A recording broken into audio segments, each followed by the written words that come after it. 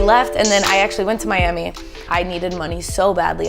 So I just went into this restaurant and I sat down and I was like, I need to speak with the manager. Well, he's not here. I'm like, I'll wait for him. I sat there and I waited for an hour. The manager came and I'm like, I want a job. I'm not leaving until I get it. Like, I learn really fast and I have a great personality and I promise you that I'll make you money. Then it was Miami Music Week. He was like, hey, we need bottle girls. That's where I really learned how to talk to people and I learned about VIP clients. Those are the things that you don't learn about in school, and it seems like it's not really a lesson to learn, but like, you know, the other side of life where people can just spend $100,000 spraying champagne. Hey everybody, welcome to episode 109 of the Andrew Deitsch podcast. Thank you guys for joining me. If this is your first time, I want to thank you so much. This show is all about having meaningful conversations with the most fascinating people that I know.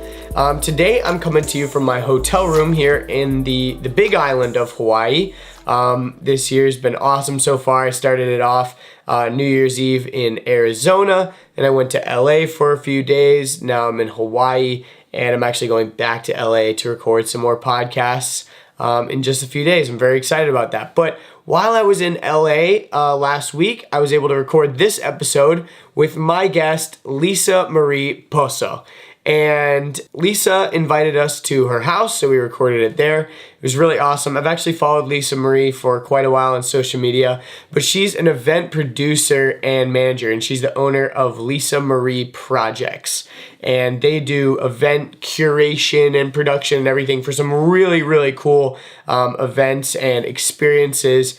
Not your typical run-of-the-mill events by any stretch of the imagination. And she actually got her first big break when she was hired on the spot to be Sonny Moore's assistant.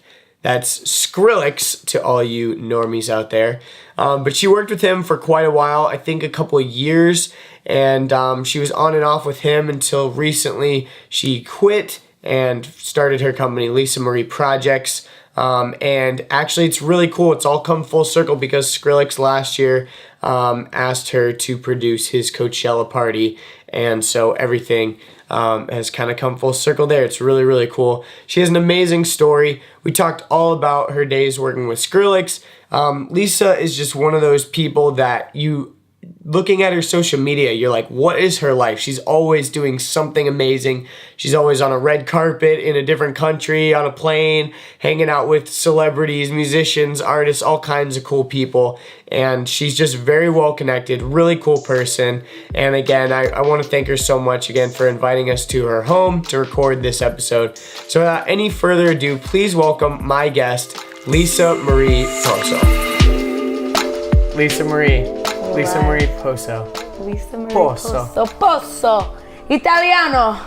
But you're not really Italian. I am. Are you really? My great-great-grandfather came on a ship from Italy. That's dope. I really need to find out the history. I need to do a 23andMe. Spitting a little DNA. I'm thing. everything.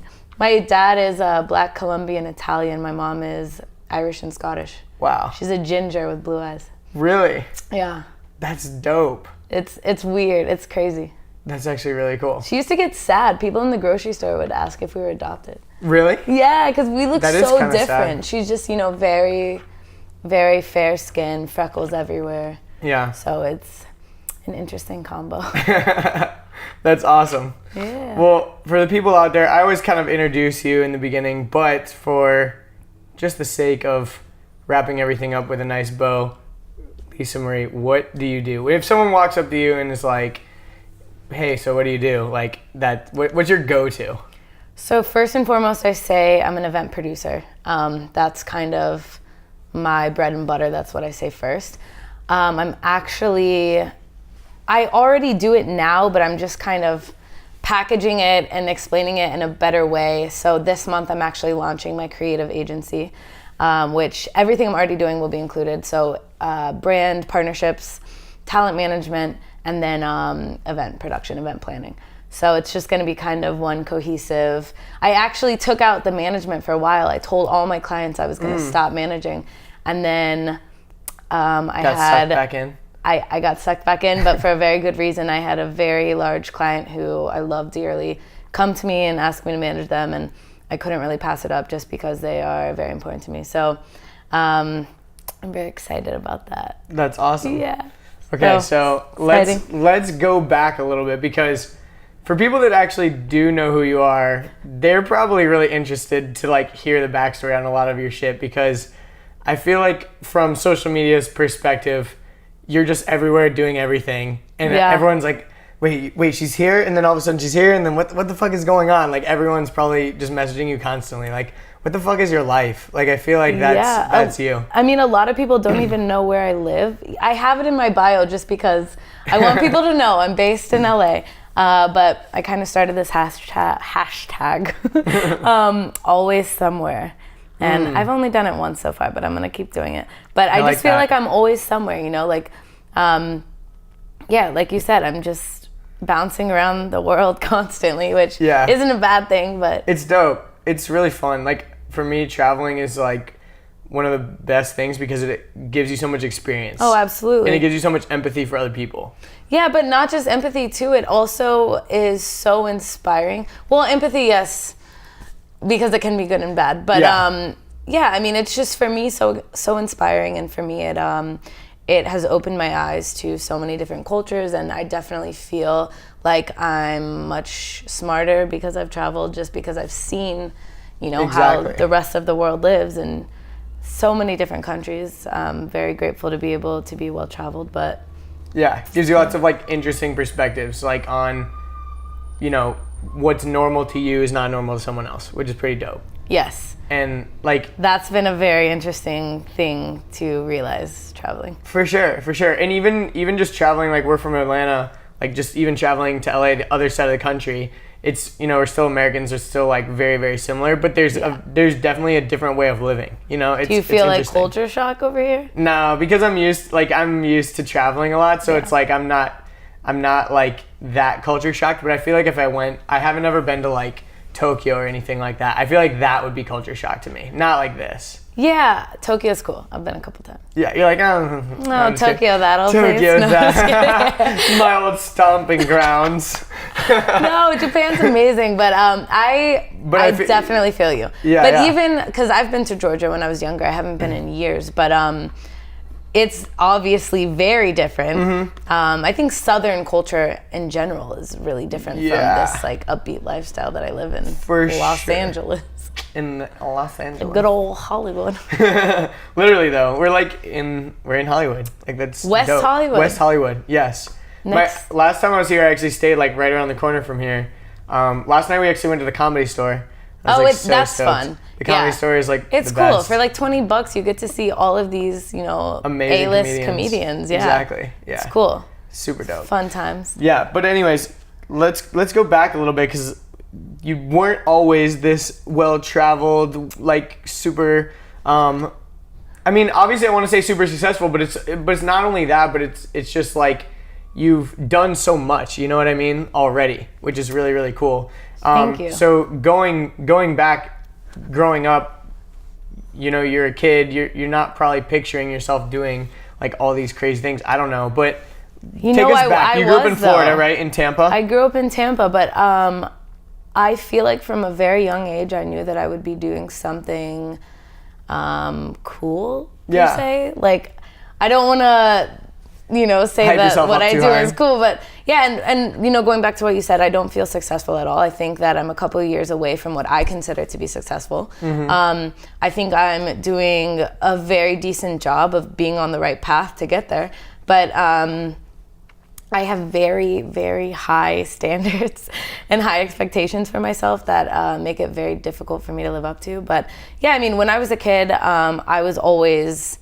you know, like the leader of the neighborhood. I was always, you know, gathering all the neighborhood kids. I was always running for president of, you know, the class. I was always trying to be at the top.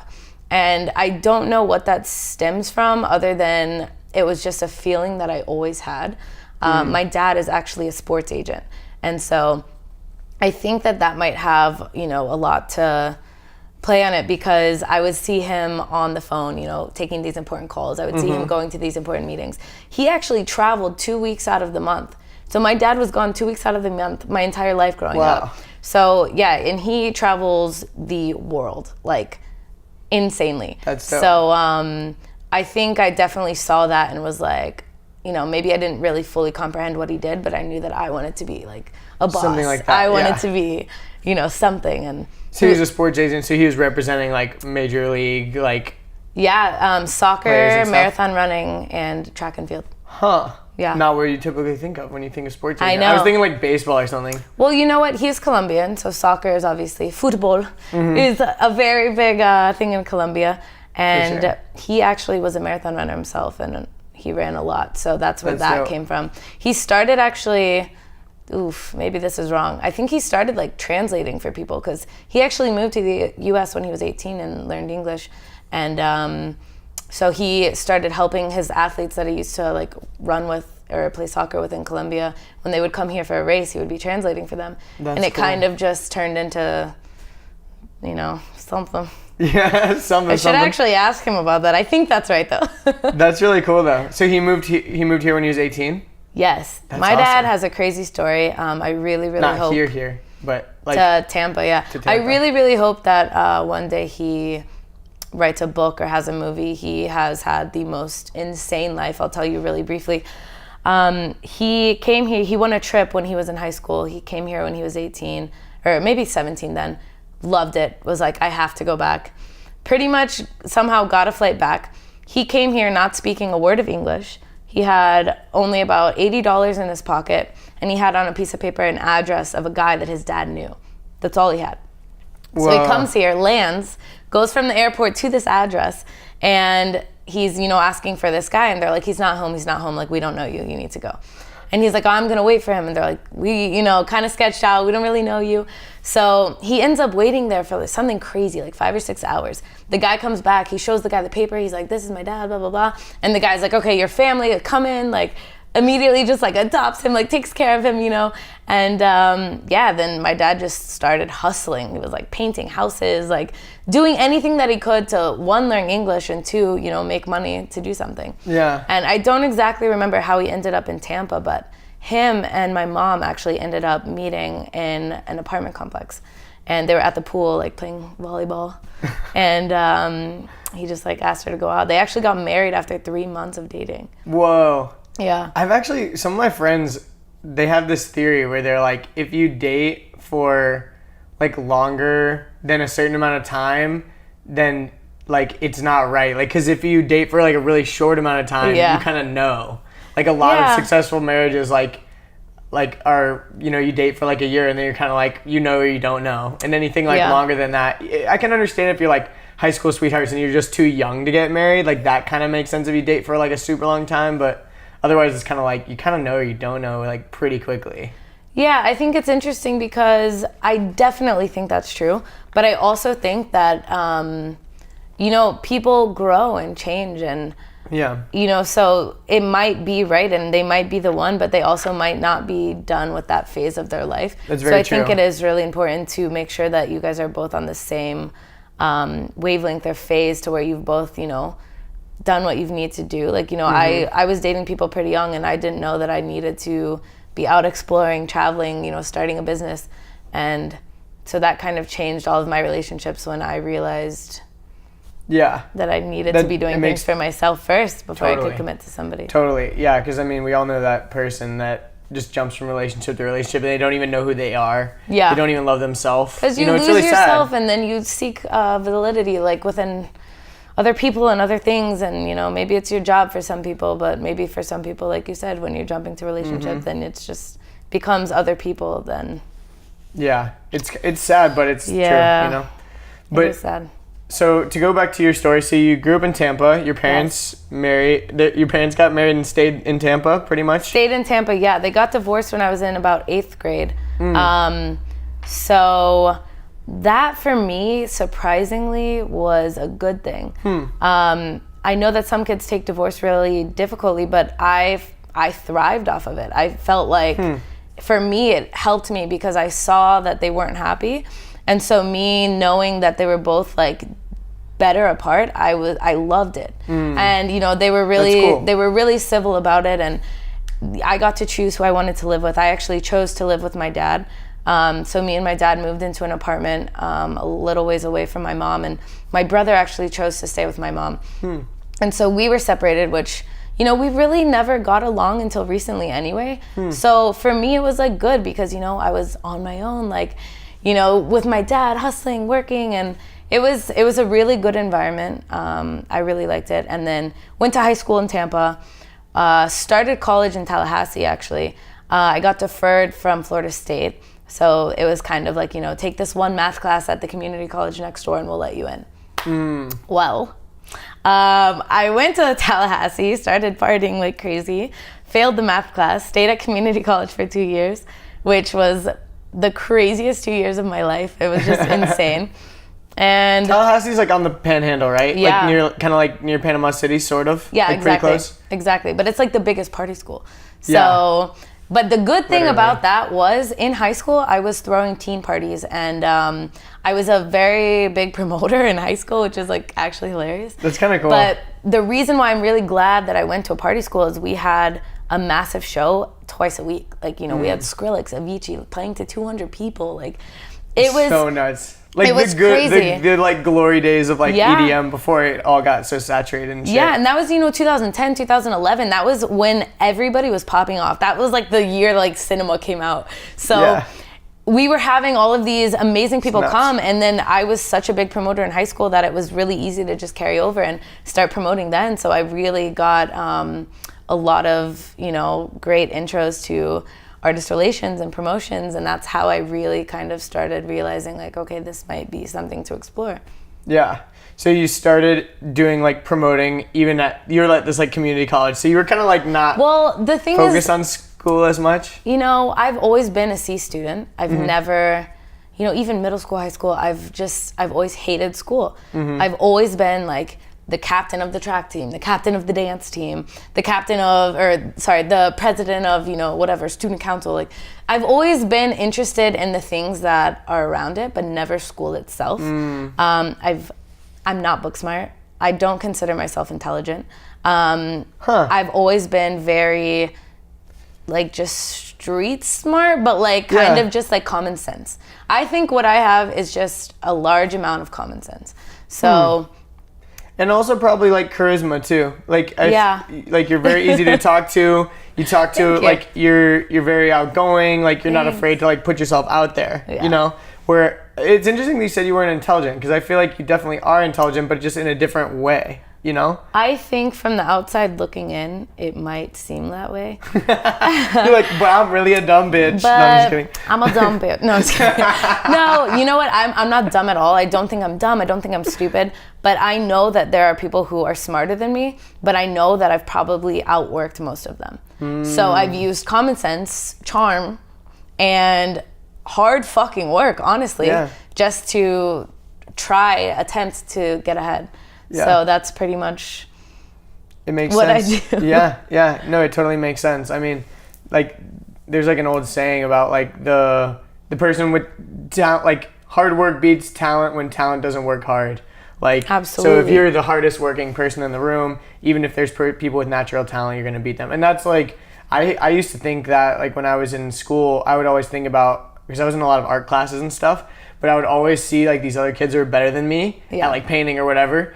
And I'm like, well, I'm never going to be like a successful artist because there's already like 5 or 10 people in my own class that are way better than me. And that's just in my school. Imagine like trying to go to the world like level, like there's no way, but it doesn't really work like that, because so many, I don't know. It's interesting because you can definitely work harder than people that have talent. And also just because someone's better than you in one thing doesn't mean that someone else doesn't perceive the same thing or whatever.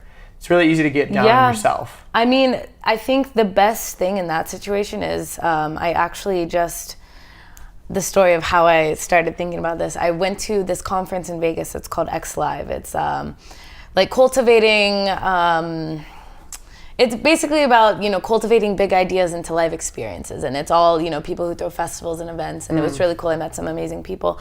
But I watched this panel, and one of the people speaking asked another lady, like, well, you have to have competition, what's your competition doing? Like, you're talking so highly of yourself. And she's like, sure.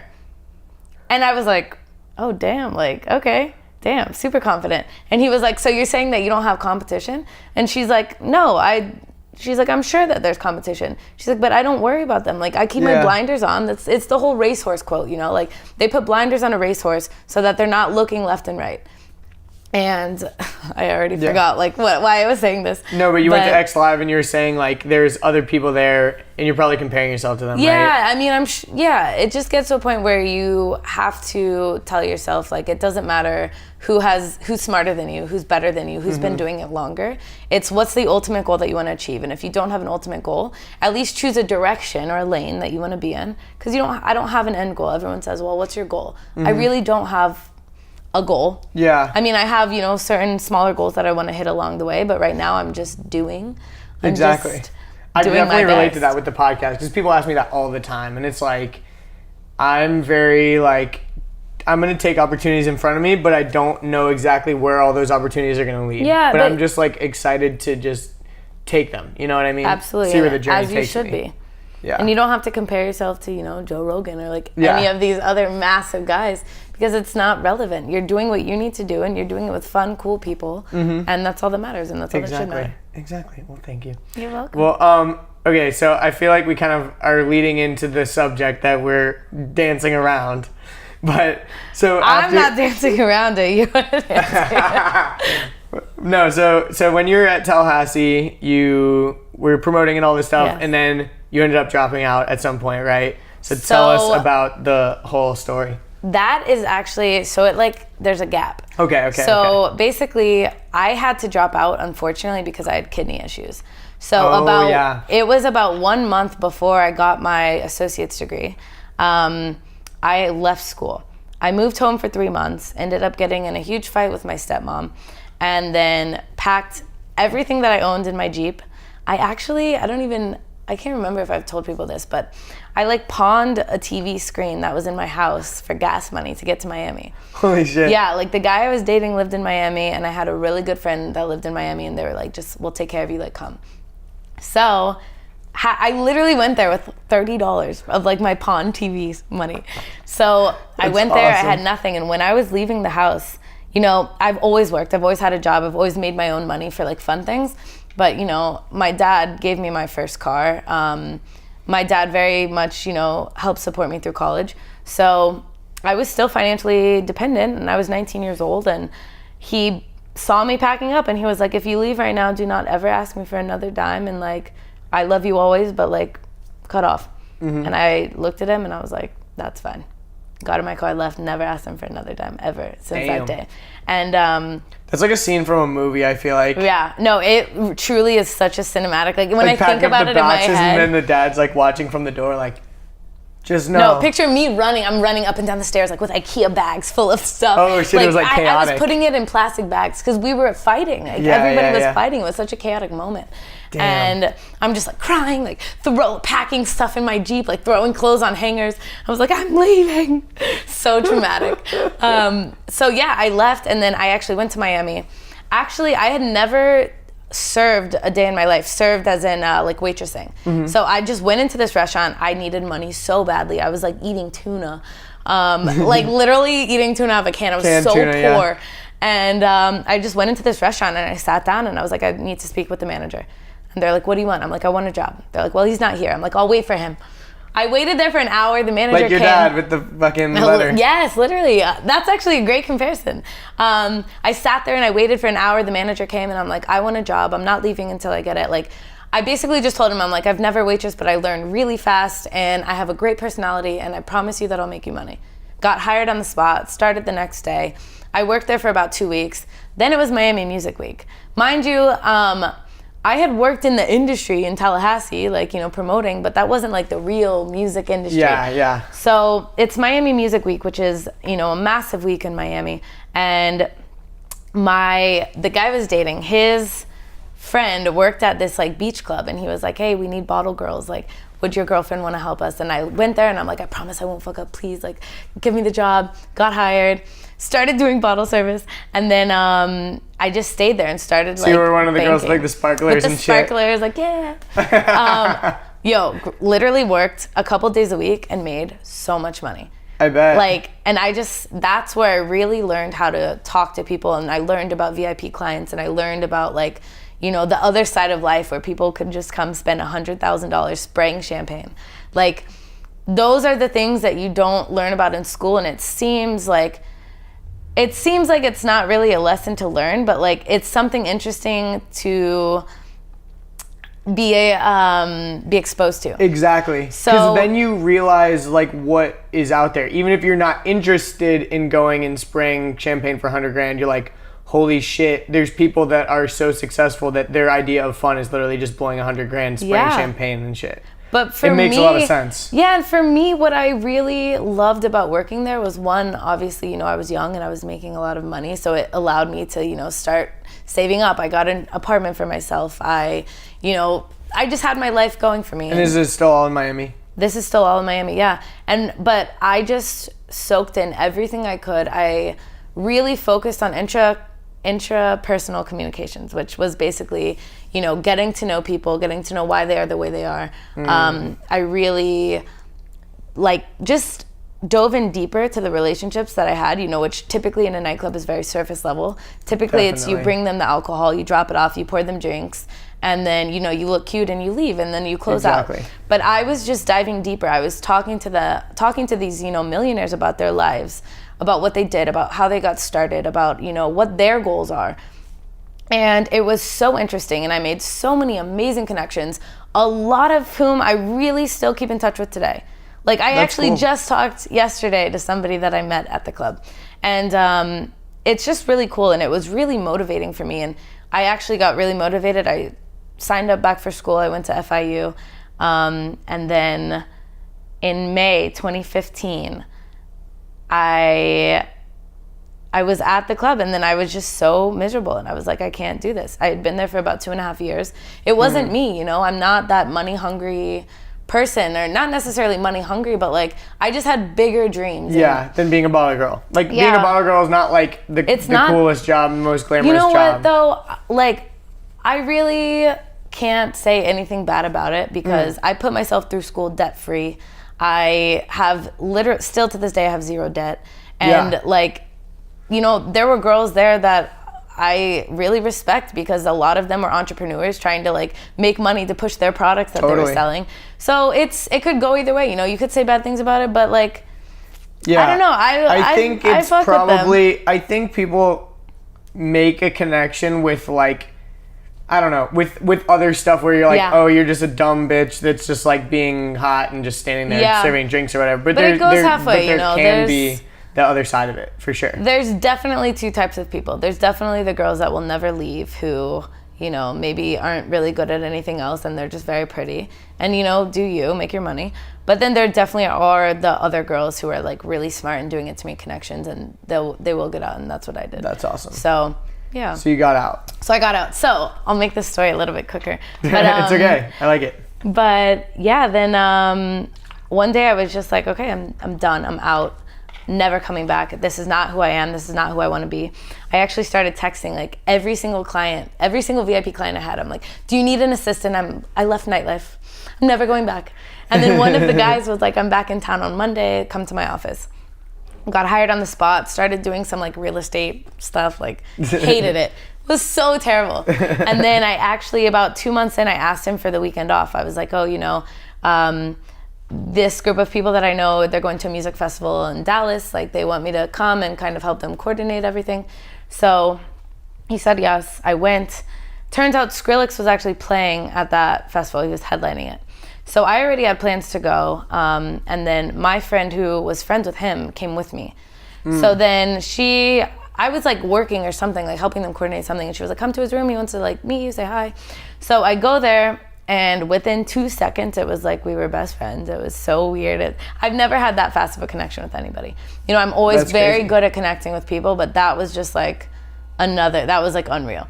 Huh. So within an hour, I got offered a job. Yeah, so for people, that was like really fast. People are like, wait, what happened? So Skrillex and you hit it off super fast, and he's just like, I want you to work for me, like that day. So I don't even remember how it happened. Oh, super random. I was actually about to sign a contract to work for Mario, like the R&B singer. Yeah, he was so like gonna random. do a comeback tour. That's so Basically, random. super random. I was downtown Miami, walking my dog. A Range Rover pulls over. This is like the craziest story. A Range Rover pulls over. This guy, and mind you, I'm coming from my real estate job. I'm like wearing a suit. And actually, I'm a very comfy person. I'm always in like sweaters and leggings. But for some reason, I was like, I want to walk my dog, and I felt so good that day and so empowered. I'm like, I'm keeping my suit on. I kept my heels on. I was like walking around downtown Miami, like in my heels. And then this Range Rover pulls over, and they roll down the window. They're like, hey, like, who are you? What do you do? And I was just like, hey, and then I kind of was like, I do everything. I do like whatever. Like, I was just like talking shit, like, I'm like, I like events, I do this, I help with real estate. And they're just like, okay, calm down. And then like the back window rolled down, and they're like, do you know who that is? And I was like, no, I couldn't really see in. They're like, that's Mario. He's a plumber. He's from Nintendo. Oh my God, shut up. No, but they're like, that's Mario. And I was like, oh, cool. They're like, he's doing a tour. Like, you look very professional. You look very presentable. We would love to sit down with you. And I was like, what? I actually had 3 interviews with them. And then the final one, I was like, hey. They literally just pulled over because they just saw you on the side of the road, and they were like, this girl has the look. I'm not kidding. That's really what happened. And so then I actually canceled my last interview. I was like, listen, I'm going to be in Dallas. Can we reschedule? And so in Dallas, I met Sunny. And then my friend said to him, like, oh, I'm never going to see her. She's about to go on tour. She's going to sign this contract. And he looked at me and he was like, what contract? I was like, oh, like I'm about to sign a contract to work with Mario, like as his tour assistant. And he goes, no, you work for me and you start today. And I was like, yeah, sold. Like, that's so yes. sick. So then that night. And how old were you at the time? Like 20, 21? No, I was actually 23. Oh, okay. So yeah. Because you lived in Miami for like a couple years. Okay. So there was definitely like a 2-year gap between like when I started or finished college in Tallahassee, then I took time off college, then I went back. So at this time I was enrolled in school again. And so then it was crazy. That night I just like left my friends that I went to the festival with. I started working for him. I was, and a lot of people say, well, how'd you know what to do? Like, did he give you instructions? And I was like, no, I just did what I thought I should do. Yeah, and you were like, your technical job description was like his assistant, but you were like doing everything, right? Well, at that point, I was definitely like a PA. Okay, so gotcha. I was like definitely, doing the meals thing, helping him pack his bags, like just super like PA things. Huh. And so then at the end of the night, he's like, you did a really great job. Like, do you want to come to New York tomorrow for the show? And I was like, absolutely. He puts me in an email with his manager and his tour manager or his tour director. And he was like, hey, this is Lisa. She's my new assistant. Can you please like get her a flight in a room in New York with us? That's so funny. So then within like 2 hours, I had all of this stuff booked. We like flew to New York at 6 a.m. And it was actually the Billboard Hot 100 Music Festival. I was like in Justin Bieber's prayer circle. Like it was crazy. I was fully thriving. I was like this. We took a helicopter there. I'm like, this is so sick. And yeah, for sure. And I'm just this little, whatever people thought of me. I was a bottle girl and like who got out. And yeah, it was really, really cool. That's super cool. Yeah. So then, as we kept touring, like my responsibilities got bigger and bigger, and it was pretty difficult because he had about 5 people on his team before I came on. He had a day-to-day manager, a tour manager, like, an assistant to that assistant, whatever. And, everybody had kind of gone their separate ways after the last tour. So at that time touring, it was only me and his photographer and him. So I had a lot on my plate. That was the like mothership tour? Yeah. Well, that was the one that just wrapped up? Yes. Gotcha. I came after the mothership tour. And that was like the tour where he was like literally doing a show like more than once a day. Like he averaged like 400 shows that year. Something crazy. Insane, right? Absolutely insane. But that's kind of how it was too, because when I came on, we did an Asia and a Europe run. So, there was a time, I think it was in 36 hours, we did 3 shows. It was like stage jet, hotel. Well, I think he like just did that too for like New Year's Eve, because he played like Arizona, then he played Colorado, and then he flew somewhere else, Minnesota or something like that. So yeah, I mean, it's pretty, when you're that big of an artist, it's pretty typical to do stuff like that. No, it makes sense. It was but it was weird crazy. Because it was this new like EDM boom kind of thing where it was like, it wasn't really that heard of for like DJs to be doing that, I feel like. Well, then it was. This was what, 2014? Yeah, this was 2015. Okay, so this is when things were booming. Things were popping off. Things were booming. Okay. So that was really great. And then, it just, I got sucked in more and more, and it was just, I was eating, sleeping, and breathing Skrillex, and that's fucking amazing. And I had so many experiences, but then you kind of ask yourself, like, okay, but what's next? And for me, I was so caught up in the present that I didn't see the bigger picture. And so it just kind of ended with him coming to me and being like, what's going on? I can feel your energy, you're off. And I just told him, I'm like, I don't know. That's what I said. I just kept being like, I don't know. So I actually left. I started freelance managing, actually. So I started working with Nick Coletti. He was like a big Vine star. Now he's big on Instagram. Started just freelancing that entire summer, and then I got a call one day from his manager, and he was like, hey, Burning Man is in 3 days. Sonny wants you to tour manage him. Like, can you go back? I was like, yeah, for sure. And then after that, I got a call a couple weeks later, and it was again, Tim Smith, his manager, being like, hey, Sonny's in Tokyo. He's asking for you to come. Do you want to fly out in the morning? And I was like, fuck it, let's do this. So I went back, and at the end of it, I was like... So were you still kind of doing the same stuff, or was he bringing you back to do different things? Tokyo was more of what I feel. It was more of like, not a test, but it was very much like a vibe, like seeing if we still vibed, seeing like, he didn't need much help because he was mostly there just like for fun. So I was like helping where I could, but then kind of just standing back and observing to see like how his team was flowing. So it was a vibe, we were just trying to see like what was up. So at the end of it, I told him, I'm like, here's the deal, like I would love to be on your team. And he was like, I would love to have you back on my team, but we need to figure out a role that fits what you're looking for. And I was like, I completely agree, because like I just can't be an assistant anymore. And I actually was his executive assistant, because he had a PA that stayed in LA and like did all the LA stuff, and then I was just kind of like his executive assistant on tour. But yeah, so then I ended up being the event manager of the record label and the clothing line.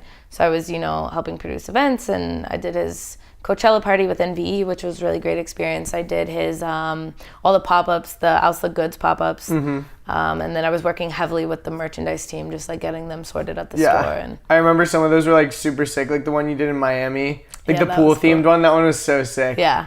Me and my brother were actually were we in Miami that time? Yeah, we couldn't make it over there. We were kind of bummed because we were like, that looked so dope. That one was crazy. I actually had 3 hours to find a new location because it was raining. Our original pop-up was outside, So we had about 3 hours to find a new location, move everything in the middle of the night, and then like open it that morning. Wow. That's nuts. Insane. But that's like when I really realized like I love the hustle of event production and event planning, and like I love that like aching feeling in your stomach, like if this fails, you fail. Yeah. I thrive off of that. That's kind of awesome, because I feel like that is the case with events. Like events are make or break. Like, and no matter what happens, it's your fault. The DJ doesn't show up. You ruined the event planner.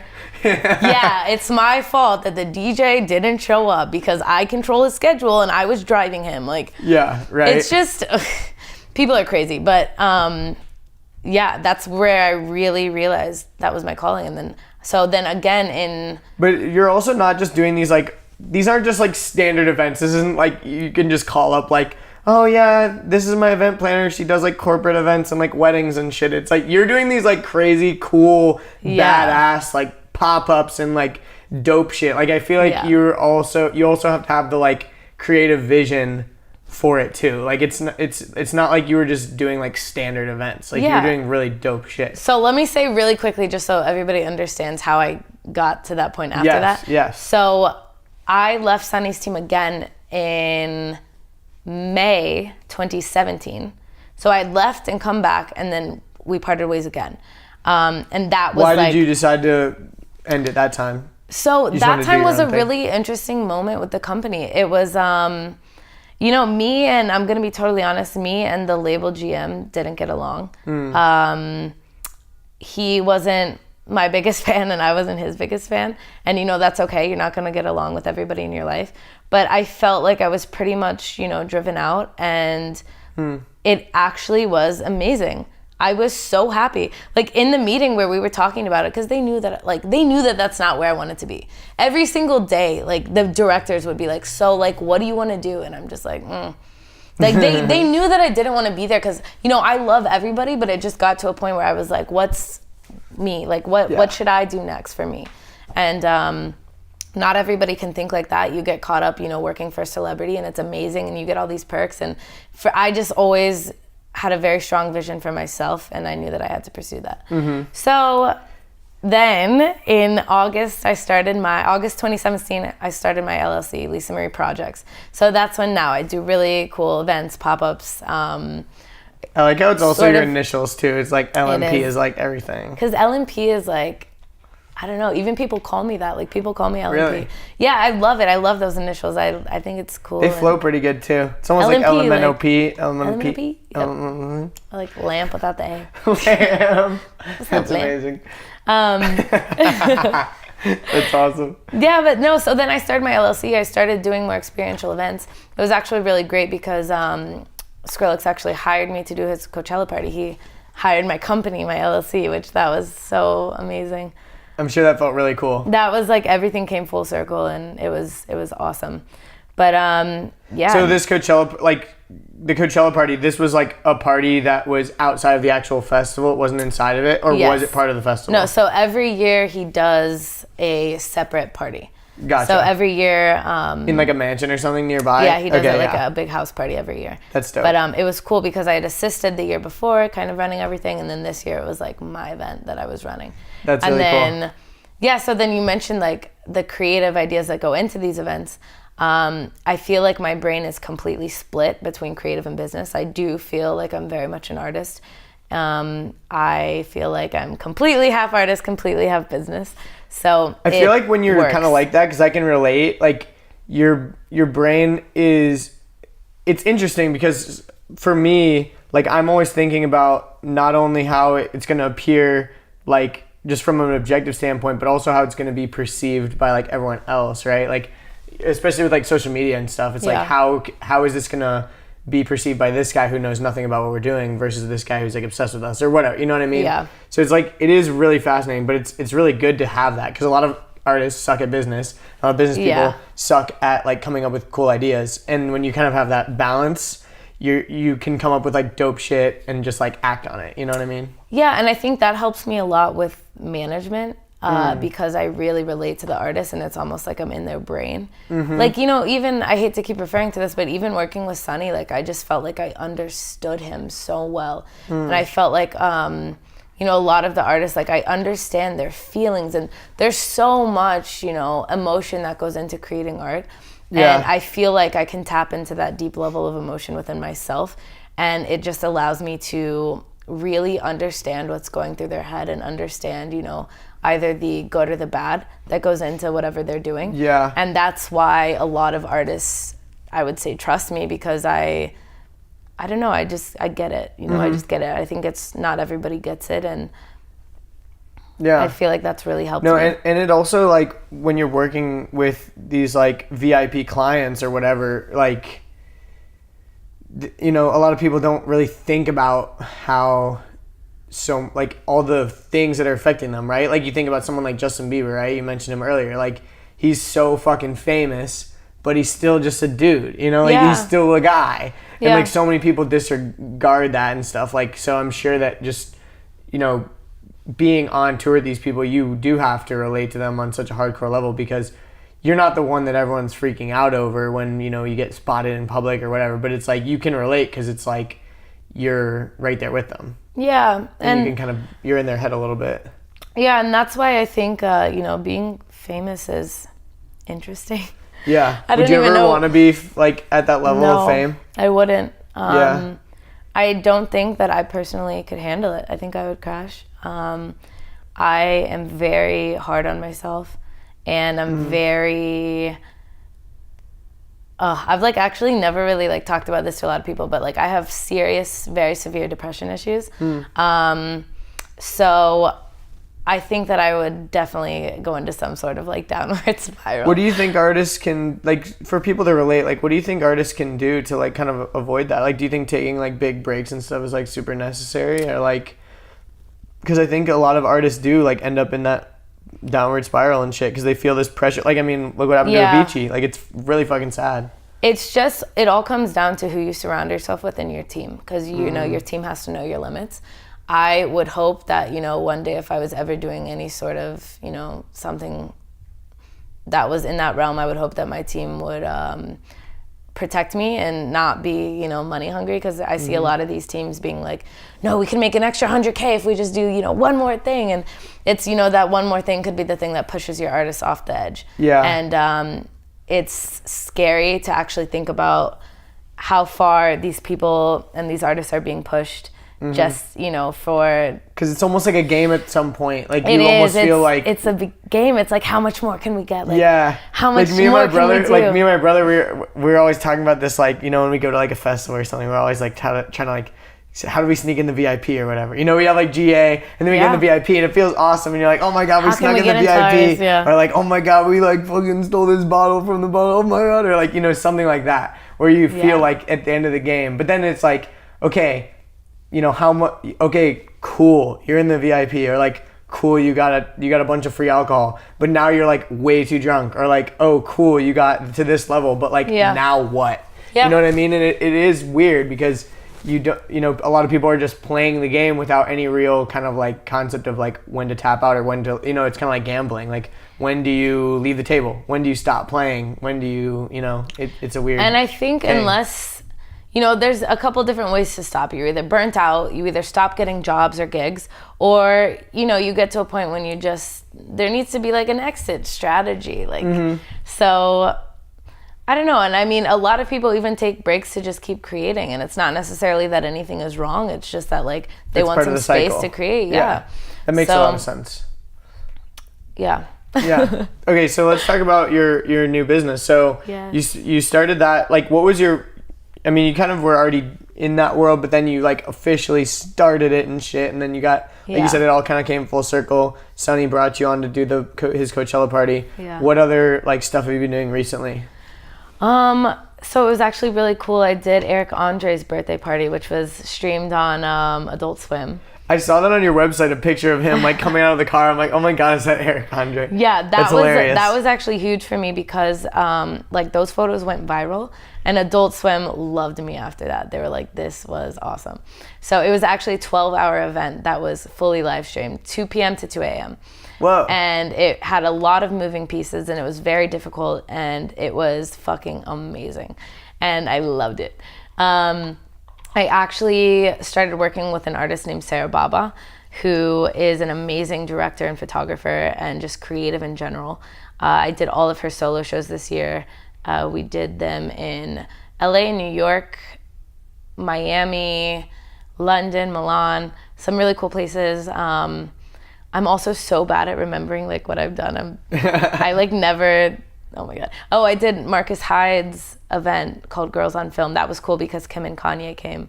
Whoa. So that was Did that feel like super surreal? I mean, I'm not like super fans of them. Like I very much respect everything they've done. But that's like the ultimate celebrity, you know? Like, right. Besides who like Beyonce. Like, yeah, like Elon Musk or something. Like who the fuck? I mean, but not even. Like think about it. Yeah. Like it's, Brad Pitt. Like, I don't know. Yeah, I mean, you know, it doesn't... I think worldwide celebrities, yeah, you know, like, it who's doesn't the most get known? really bigger than Kim Kardashian. And the fact that, like, you know, I have pictures of me, like, walking her through the event, like, that's huge. That's pretty nuts. Yeah, it's huge. And I'm so grateful. And that was an awesome event. And, oh, my God. I feel like also you're very, like, grounded because you've, like, I feel like it's probably because of your bottle service days, like, working with, like, talking to, like, all these, like, really important people. Yeah. It like trained you to like understand what these people are kind of like going through and stuff. Yeah. Do you think if you would have never worked there, like you'd be... I think my life would be completely different. That's kind of crazy. I think I would be working at a job that I hated, and I think that... You really think you wouldn't have figured it out though? Like I feel like you... I think I would have figured it out, but in a different way. In a different world maybe? You know what I think? I think I would have like had to really start from the bottom. I think I would still be in entertainment, but I think I would have like, you know, interned at a management company and then started climbing there. And it's just, I kind of like started at the top in terms of like working with the top A-list artists. Yeah. And then like now restarted from the bottom and worked my way up again. So I've seen everything that I could see. And I don't mean started at the top. I just meant like the clientele that I was working with was at like the there top. was no one really higher in that world. Yeah. Even arguably still now. Like in the EDM world, like who's drawing bigger crowds? You know, it's like, it's hard to say, but yeah. It makes sense. Also, you kind of mentioned earlier, you're not really a big fan of EDM anyways. So like, spoiler alert. I feel like that's actually kind of like a good thing when you're in that, like, because I think a lot of people that want to like get in with all the artists and shit and like figure out, you know, oh, I want to work in the industry, blah, blah, blah. It's because they're like giant fans. Yeah. But then it's like, then they end up getting sucked up in the business side of it and then they like end up hating it or whatever. So it honestly is probably good for you that you weren't like the biggest super fan of all the music to begin with, that it was... You know what it is? I love music and I love everything, but I'm just so not like a fangirl of anyone. Like that's kind of cool though. No, but I could even, like, you know, Beyonce, the artist of our generation, like I could be sitting next to her and I'll be like, oh my God, how are you? Like, how's it going? Like, that's really cool. I think like a casual conversation. That's I think what a lot of people don't really realize is it's almost kind of like the dog chasing the mailman, right? It's like you don't know what to do once you get it. Like these people, they're like, oh my God, Beyonce. But if you're like sitting in a room with her, like, what do you do? And if you're just like a boring ass person that's just a fangirl, like, what do you say? You took a picture, cool. Take another picture? Like, what are you gonna do? I think it's also good too that I don't get nervous around those people. So it's like, you know, I could go and be one of those clout chasers and take a photo for Instagram. And there's a lot of really dope people that I've hung out with that people will probably don't even think that I know or that I've ever met because I didn't post a picture and I didn't tell anyone. And you know, but it's kind of, it's like if you meet someone, have a real connection with them, and then you end up like, hey, can we get a picture? And then you're like, you feel like a douche. I don't ask for pictures with anybody. I also have a rule that anybody working my events is not allowed to ask for photos. So even like when Kim and Kanye came, I was like looking at my staff. I'm like, do not. Like they knew that they wouldn't, but one of them was just looking at me like, please. I'm like, stop, no. Put your phone away. You're like the teacher. Yeah, because it's just a bad look, you know. It is. I'm kind of known for doing influencer and celebrity-based events. So if my staff is there taking photos with these people or like trying to, you know, conversate with these people, it's a bad look on me. And at the end of the day, when you own a business, everything reflects on you. So yeah, and it's also, I mean, it seems really harsh, like especially when you're like a big-time celebrity, like everyone on fucking planet Earth wants to talk to you, right? And it's everyone. like about nothing. Yeah. Like, or something that you don't care about. There was something a while ago where like Steve Harvey put out like a giant like release to like his whole crew on his show about like, do not come to my dressing room, do not fucking talk to me in the hallway, do not talk in the spoken. Like he just had to go super hardcore with it because he was just tired of literally he couldn't even have a fucking moment to himself ever because everyone's trying to be your friend. Like it's hard. And that's why I would never want that level of fame. Yeah. I always say that I want to be known and respected by the people that I look up to. So at some point, you know, when I get further along in my career, I want to be at least known somewhat to like the people that I want to work with. So like, you know, it would be great if, I'm trying to even think of an example because I don't know, but yeah, I don't know. But you already are kind of like respected with a lot of people that you said you look up to, right? Like some of them. I mean, maybe, I don't know. Yeah. Like I just don't know. Like I don't have an answer yes or no because I truly don't know. It's not like anybody comes up to you and says, hey, I see what you're doing. I'm super proud of you.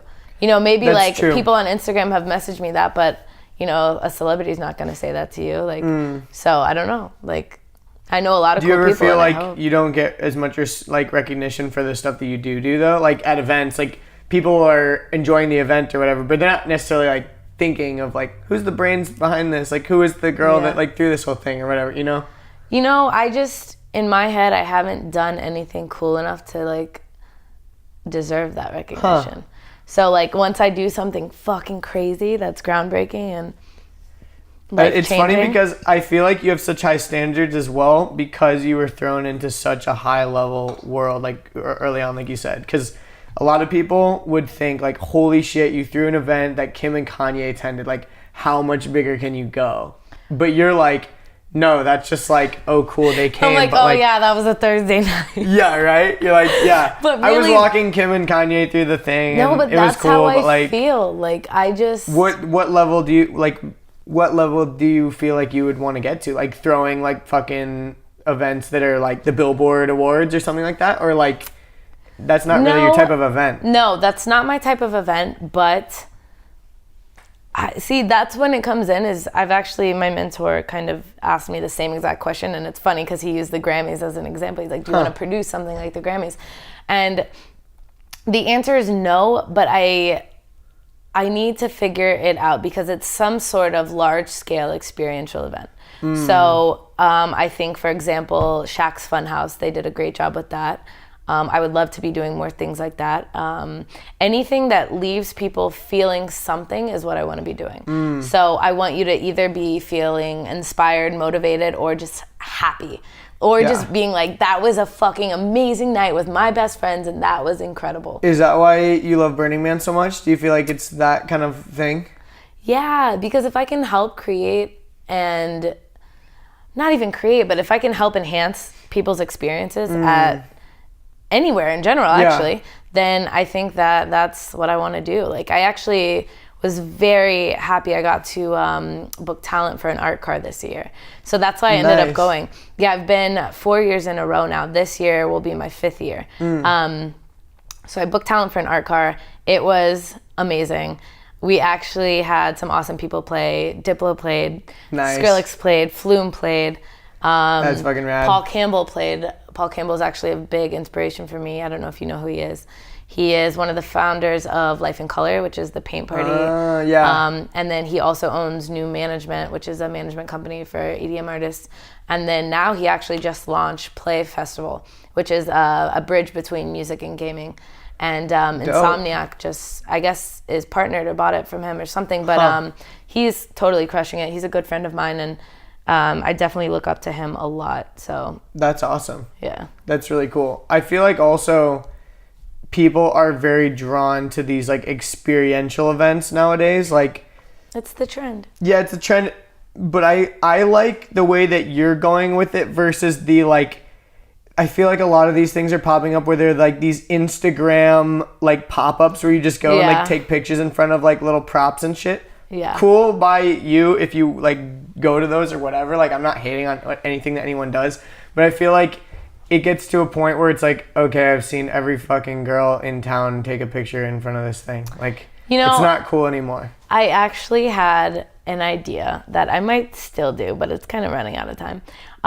For one of those, but cooler on a way different level, like not cheesy. Yeah. Like, it would actually be really cool. And I feel like some, like, as I know, I think it's like Refinery 29. They have like 29 rooms or whatever. And like one of the rooms you can't even bring your phone or something. I'm like, that's kind of dope. Yeah. Because it's like, okay, this is supposed to be like an experience that you experience and you're not just going to this shit so that you can post your picture and like look cool. Or like, what was the thing that you went to at the Hyde Museum? The Infinity Mirrors. The Infinity Mirrors exhibit. Yeah. Like, it's really dope, and it's like an actual art exhibit, but people just go there just to take a fucking picture to have on their grid. You know what I mean? Like, they just want the picture for the gram. Like, they're not really caring about the art itself. They're just like, oh, cool, another backdrop to show off my new outfit.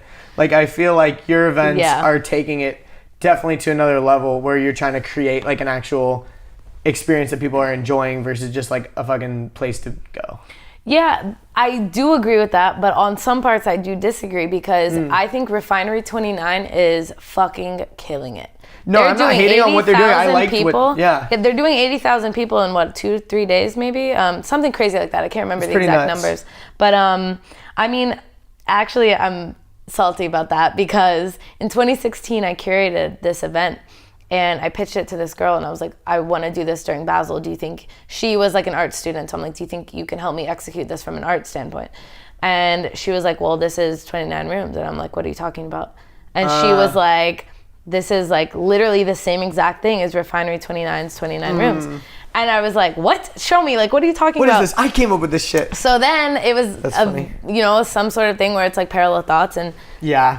but I was very proud of myself because a lot of the concepts that I come up with, I find out that they already are happening or already in motion to happen in the future. So for me, it's exciting to know that my thoughts are on par with like the people who are doing I feel like really that's cool kind of shit. like the same thing that happened with all the bird scooters and shit. Like one company comes up with it, and then now there's like 5 companies. Like, what the But fuck was there's also everyone? like copy. There is copycatting for sure, but it's like to build that level of infrastructure like that fast, like there might have just been tons of fucking money behind it, like build a carbon copy of what Bird is doing because it's obviously working. But also I feel like there's probably, some sort of parallel thinking where someone was trying to do something similar already. Or maybe someone created the app before launching the product or something like that, Yeah, that happens a lot, But in terms of what you're saying about how I do things differently than just, having people to show up and take a picture, is I curate it down to, the moment that you're in line getting your name checked on the list. So I really try to go above and beyond to make sure that people are having a good time from the moment that they get in line. I actually do a pre-shift and, kind of train all the security ahead of time on how to handle situations and how to speak to people. That's amazing. So I actually tell them, we're going to be overly kind and overly nice, and if there's an issue, I'll come out and handle it. Like I don't even want you guys to like. So there was a situation at Coachella where nobody would stay in line. It was becoming crazy at the door. I was getting called on the radio saying like everything's going crazy, come out here. So I go out there and the security's like, get the fucking line, like going nuts. Oh shit. So I'm like, here's the deal, you guys need to step away.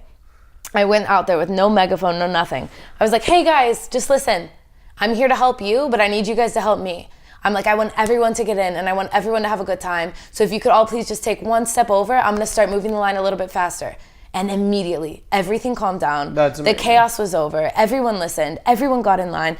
And it was just like, okay. And then people were like, thank you, like yelling down the line. And then we got everyone in and it was fine. But, if people walk in a bad mood, they're gonna take a photo and they're gonna leave and the photo's gonna go on their grid and they're gonna be like, oh, whatever, it was a photo. But if they can go back and be like, damn, remember last year at that party? Like, that was so fun. Like, maybe, maybe it comes back. I wonder who threw that party. I wonder whose party that was. Like, then maybe somehow it comes back that it was me, and then maybe they hire me for something else. So. Yeah, I totally believe in that. Like, it's cheesy because everyone talks about it, like karma, what goes around comes around. But it's, like, totally true because me and Matthew have gone to, like, a bunch of events, like, in different countries and shit, too, where, like, people just treat you badly, or like the event is just so obviously a money grab and it has nothing to do with anyone having any fun, and it's literally just it's like almost like a scam. It's like, haha, you're now at this event, we've got your money, and whether you have fun or not or whatever your experience is, like we don't give a fuck because tickets already sold out, we've already got our cash. Whatever happens kind of like, it's cliche, but the Fire Festival or whatever, it's like that whole fucking fiasco. So crazy. And it's like, how do things even get to that level? But it's simply because people don't give a fuck like you do and actually want people to have a good time. Like, that's why festivals like Tomorrowland in Belgium, like arguably one of like the best music festivals in the world, like they curate so much shit and put so much thought into so many details. That's why people keep coming back, because it's like people love that attention to detail. They want to feel appreciated as a goer, as an attendee. And they want to know that you have their best interest too. I just worked on a project called Home Base. It was an experiential resort buyout in Orlando during EDC Orlando. So actually the owner of that, and I'm bringing this up because I think with that we did a really good job of what you're talking about just going above and beyond to make sure that people knew that we were, for them, not for the money. So my best friend from high school who I was throwing teen parties with, his name is Brian Thomas. He started a company called Music Festival Trips, which provides travel and lodging experiences to music festivals. Dope. So we bit off a big project in Orlando this year. We did it last year as well, but this year was just completely elevated.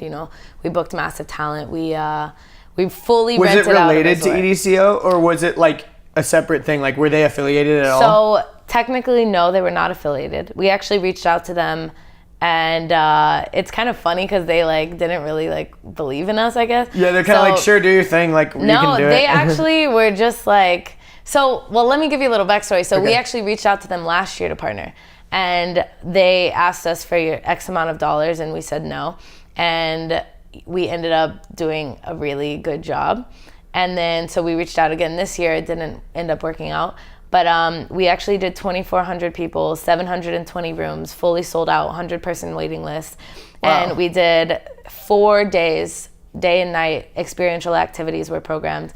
And so for that, I took on the role of director of events. So I produced all the special events related to it. I produced all the experiential aspects within it. It was nuts. I'm talking 24/7, something was going on. I slept 2 hours a day for 4 days. It was so insane. It was started with brunch parties every day. But we had big name artists, like, we had, I'm trying to think who played, Bijou, Code, Sam Felt, Crisley. We had some really great talent. Nitty Gritty stopped by and played. The Him, just some really, really cool people. Yeah. And so it went brunch parties, pool parties, things within the space, so we had like a vendor village with a bunch of different vendors. We had a hip-hop smoothie workshop. We had panels, seminars. We had, just crafts. That's like sick. a bunch of different things. And it was amazing. I'm sure the response was really good too. Crazy. That's crazy. awesome. We're actually doing our first standalone event in June. Wow. So it's not So going to it's be... not even related to another festival. It's like, literally it went just... so well, and we That's have sick. a pretty good fan base in Florida. You have a pretty good home base. We have a pretty good home base in Florida. So, I'm very excited for that. And I think for that, we're definitely going to go above and beyond, and we really learned. So to tie that all together, we really focused on giving the guests the best experience possible. And we wanted people to know that as soon as you step on property, like, we are here for you. Like, That's amazing. Yeah, so it was great. That's like, for example, like I said, me and my brother have gone to like a bunch of events, and like one of the best events was Excision's music festival, Lost Lands. Yeah. Because like from the get, he's like super involved the whole time, and he makes it 100% clear on Facebook, like in the groups and shit. Like, really? If there's a problem, like you can literally just in the group like say some shit or message him or whatever. Wow. And of course he's got team members that are like helping him respond to everything. But it's so cool important. because like literally, day one, we've got a massive problem here in the campsite, the showers are blah blah blah, or we've got this and blah blah blah. And Excision's like, I'm bringing my toolkit. No, but literally, like, it feels like that because the thing is fixed later on, and that like never happens. It's typically one of those things where it's like, okay, next year we'll consider that change. But it's like when there's like a thing that's wrong and then they actually fix it or whatever and try to make it right, you feel really appreciated, and you feel like, holy shit, like this is an awesome event, versus some other events where you just don't even feel like you have a voice. Like some crazy shit is going down and like security's not helping anybody or anything. It's really messed up. And that all comes down to him and his team actually caring, like you said. Mm-hmm. Because when you actually put time and effort and love into something, like, and I'm sure he trained all of his staff, see something, say something. I'm really big on that. If you see something that looks out of place, out of line, or something's wrong, say something so that we can fix it. Yeah. So I'm very big on that as well. In the British metro or whatever, they always go, see it, say it, sorted. See it, say it, sorted. Yeah. That's so funny. See it, say it, sorted. But it's true, and it makes a lot of sense. And they actually, on Facebook, they would say like, yesterday we let go 30 security guards that you guys said were problems. Like all the security guards had like numbers on their back, and you could literally be like, security guard 30 was a fucking asshole, blah blah blah, or whatever. And if they got enough complaints, they would like let them go. I've never heard of that. That's actually it was crazy. Pretty awesome. It was really cool, actually. That's actually really interesting, and that's something that I should definitely think about implementing. Even with staff, you could number staff, and literally, like everyone had a jersey or whatever. As well, they could be like, staff member number 4 really went above and beyond to help me and walked me to the bathroom and made sure I was okay, and something like that. Exactly. I'm really good on I'm really big on positive reviews as well. Like, I definitely want to know the negative, but if something stuck out, I definitely want to know as well. Yeah, because I feel like you're the type of person that goes above and beyond. You want to find those types of people on your team too. Because it's one thing if you're like, if they're doing, the best thing when you're around because you're their boss, like, Lisa Marie's here, I gotta fucking... But if they're doing the right thing when no one's looking, like, that's the best. But that is so difficult to find. I think that's been the most challenging thing as a business owner, is building my team. I've gone through 3 assistants already. I actually haven't had an assistant for the last 4 months because I just don't have time to train anybody new. And So now I'm just at, a really weird point where I'm like, okay, now I went from I built it up to like a 3-person team, and now I'm back to 1. So it's just, I feel like I'm constantly struggling with finding people that not only are hardworking, honest, dependable, but also are in line with my values and my morals. That's really important to me because, I don't want somebody who just wants a paycheck. I want somebody who like really is here. Do you feel like that's why like Sunny like on the spot was just like vibing you so hard that like, because it seems kind of crazy that in the moment like someone would just be like, oh my gosh, blah blah blah, but like you're saying it's like it's hard to find people that are all these things, but if you felt like you found someone like that, like at a party or whatever, you'd probably be like, yo, do you want to work for me? You know what I mean? Yeah, absolutely. I mean, now I'm in the position where I'm not necessarily hiring, but if somebody like came to me and I found the right person that day, I would be like, yo, why don't you like come test it out, like come there work we go with me. So if anyone's out there listening and you're in LA or somewhere. LA. Always somewhere. I need someone in LA though, honestly. Okay. I've had a lot of times where I've tried to do the whole virtual assistant thing or, remote assistant. But when it's an event and it's physical. I mean, not just the event. Hard. For me, personally, I'm just such a personal person that I like to be sitting with someone. Even like phone calls, if someone's like, let's schedule a call, I'm like, well, I see that your office is here, like maybe I should just come by on Monday. And they're like, oh, okay, yeah, cool. Yeah. And then I'll just pop into their office. Like, I just love that personal connection when you can actually get in a room with somebody and sit with them. And that's always been a big thing for me too. Something good has always come out of me if I can get in the room with someone. Exactly. Like, that's put me in a room with anybody and something will come out of it.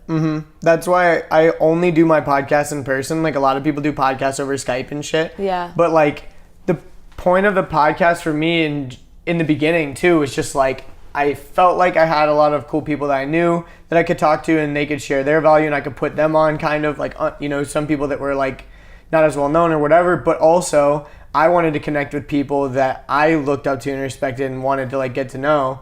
And it's really dope because that's happened. Like, it's been really cool because getting in a room with someone and talking with them face to face is so much more powerful than like talking over Skype. Because like, if we did this podcast over Skype and I was in Atlanta, you were in LA, and then I end up going to like one of your events or whatever, and I see you, like, I might be like, oh yeah, I did a Skype with her one time, but like we don't really know each other. You know what I mean? Like, it's awkward. But like if I saw you now, it'd be like, oh my god, Lisa Marie, what's up? How like are you? We know each other. Of course. It's way, way different. And yeah, I totally agree with the in-person thing.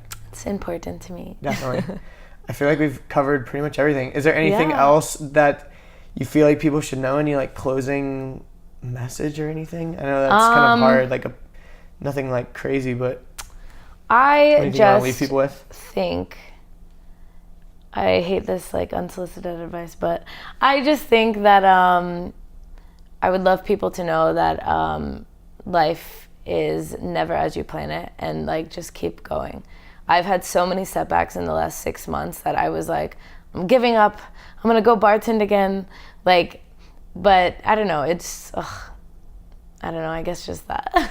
I like that. Just don't give up. Everyone has a story and everyone has a journey, and no one's is the same and no one's is how it should be, and just don't let society trick you into thinking that there's a certain path that you have to follow. Everyone is on their own journey. Just keep your blinders on and stay true to who you are and stay true to your values and your morals, and then, whatever's meant for you will come. And it might not be today or tomorrow, but at some point you will get what you're looking for. That's awesome. I totally agree. I second that. Well, Lisa Marie, thank you for being on the show. This was so fun. Thanks for having me. You're welcome. Thanks for having me. Should we hug it out? Sure, we should. Yeah, you guys are in my house I'm in your house. Thank you. Thanks. This is super fun. All right. Bye, everybody. Bye. See ya. Boom. Thank you again to Lisa Marie for letting us come to her house and record. Such a fun episode, and thanks again for feeding us and all that. We had a great time hanging out with her, and I definitely hope there will be more collaborations with her in the future. Make sure you go follow her on social media. Like I said, she's always doing amazing things there and hanging out with some of the dopest people on earth, so definitely go check it out. If you got to the end here, and that means you enjoyed this episode, I'm assuming, that means that you would probably also enjoy listening to some of my other episodes that I have. The first one that comes to mind is episode 81 with Stephanie Jewett. I think that episode is called Boss Babe in Tech. And Stephanie is the CEO and founder of a mobile app called Actively, which is like a platonic Tinder for fitness buddies. It's really cool. You're able to get on there and find people to work out with. But the app is actually undergoing a relaunch very soon. So go back and listen to that episode. I feel like Lisa Marie and Stephanie are very similar, and they both kind of have that drive in them that makes them just successful at anything they try to do. So I think that you would really enjoy that episode as well. If you enjoyed this one, go check it out. Episode 81 with Stephanie Jewett. Another episode I think you'll really enjoy is episode 20 with my friend Lindsay Carino. Lindsay is one of my best friends on planet Earth, but she's also, she works in politics in Washington, D.C. She's a world traveler. She goes to tons of music festivals with me. She's a really cool person, and last year she moved to Washington, D.C. without knowing anybody, without knowing anything. She just wanted to get active in the political world. She's always wanted to do that. And on this episode, we also talked about her dad just suddenly passing away in a tragic accident. That was really, really impactful, really powerful for me. And a lot of people have commented on that episode. Again, that was episode 20, so it was a major throwback on this one. But again, very, very similar. I feel like Stephanie and Lindsay and Lisa Marie are all very similar chicks, and I think you'd really enjoy listening to those episodes if you enjoyed this one. Coming up next, I am doing some episodes in LA, hopefully recording with Charlie Rocket.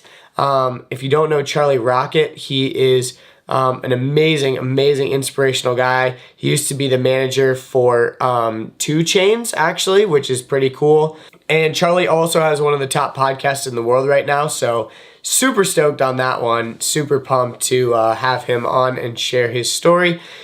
He is going to be out in LA, and we're going to hopefully record an episode, so I'm very stoked about that. If you haven't already, please go to iTunes and rate 5 stars on the podcast, the Apple Podcast app, if you have it on your iPhone. It goes a long way. It helps more people discover the show, but really the best way to share the show is to go share it with a friend who you think would enjoy this episode. You know, there's a lot of people asking for podcast recommendations these days, and the best way you can help the show is just to recommend it to more friends. Also, there's a cool new feature on Spotify. If you listen to podcasts on Spotify, if you go to my podcast and you click the little share button, you can actually share it to your Instagram stories. So if you like this episode, you can go click share to Instagram stories. People can literally just click in the corner there and they can check it out. So if you think your followers would enjoy this episode, feel free to share it. I would appreciate that a lot. Thank you guys so much for listening to this episode. If you want to follow me on social media, you can do that at my website, andrewdeitsch.com. You can find all my social media handles and accounts there. But that's pretty much it. Thank you guys so much for listening, and I will catch you in the next one. Peace. Like L-M-N-O-P. Like lamp without the A. Lamb. What's That's up, lamp? amazing.